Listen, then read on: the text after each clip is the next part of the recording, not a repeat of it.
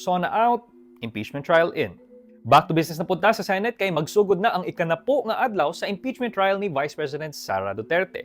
Og sigurado nga daghan gayud kayo ning mga kailangan nato balikon bahin sa mga pangitabo sa mga miaging adlaw para dili ta maulahi sa mga balita. Maong paminaw ko mga lods kay mao kini ang pinaspasay nga recap ala Bisayang dako sa Vice President Sara Duterte impeachment trial.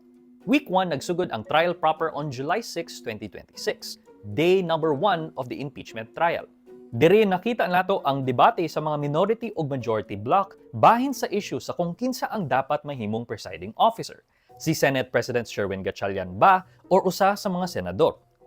In a tense 12 to 8 vote, si Senator Chis Escudero ang gihimong presiding officer.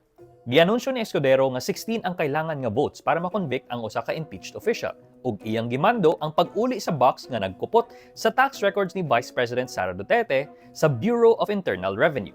Day 2, July 7, nibisita si Vice President Sara sa Senate pero wala siya ni-attend sa trial.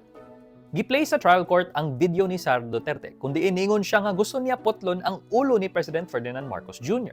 Giplay pod ang video kundi iniana si VP Sara nga aduna siya'y nakontak nga tao para mopatay kay Marcos, ang First Lady ug ang former House Speaker Martin Romualdez, kung patyon man ang mismong Vice President. Day 3, July 8.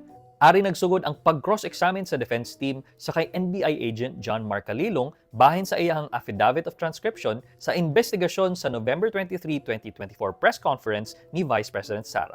Ari pod gi-introduce sa defense ang Operation Romanov, ang operation nga nagdala og hulga sa Vice President, maong nakasulti daw kuno ni og mga threat statements batok sa presidente. Tulo pa nakaadlaw sa week number 1 ha. Week number 2 started on July 13. Day 4 of the impeachment trial. Gi-explikar ni former NBI Cybercrime Division Chief Jeremy Lotok ang proseso sa pag-imbestiga sa mga hulga ni VP Sara batok sa presidente. Niingon siya nga dili kinahanglan ang ebidensya sa alleged hitman nga giingong gikontrata ni Vice President Sara aron ma-establish ang violation nga grave threats. Ni-deny si defense lawyer Mark Venluan nga adunay gikontrata si VP Sara nga alleged hitman. Og iyang gi-question ang mga alleged discrepancies sa mga dokumento nga gigamit isip basehan sa mga articles of impeachment. Day 5, July 15, nagpadayon ang debate bahin sa assassination threat ni VP Sara ug gipangutana kung na-meet ba gyud ni ang mga requirements para ma-classify og grave threats. Gi-withdraw pod sa prosecution ang ilahang request nga ipa-appear sa witness stand si Zulaika Lopez, ang Chief of Staff ni VP, ug si House Officer Belinda Bello. Day 6, July 15, medyo intense. Congressman Chel Diokno versus Duterte's defense lawyers. Niingon si Diokno nga gikinahanglan nga makita ang financial records ni VP Sara, kay importante daw kini sa pagsulbad sa mga pangutana bahin sa unexplained wealth sa Vice Presidente. Nitubag ang defense nga mo-violate daw kini sa due process, pero gisalikway ni Diokno ug siya niingon nga base sa usa ka 2022 Supreme Court ruling sa kasong Rabusa et al, adunay gahom ang impeachment court para i-request ang bank records sa opisyal nga nag-atubang og impeachment. Week 2 over, now week 3, July 20, day 7 of the impeachment trial. Gigrant sa impeachment court ang mga sabpina para sa mga bank ug tax records ni VP Sara ug iyahang banang nga si Attorney Maneses Manscarpio.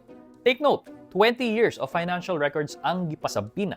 Day 8, July 21, niabot si NBI Director Melvin Matibag ug niingon siya nga adunay kinetic force ang assassination threat ni VP Sara.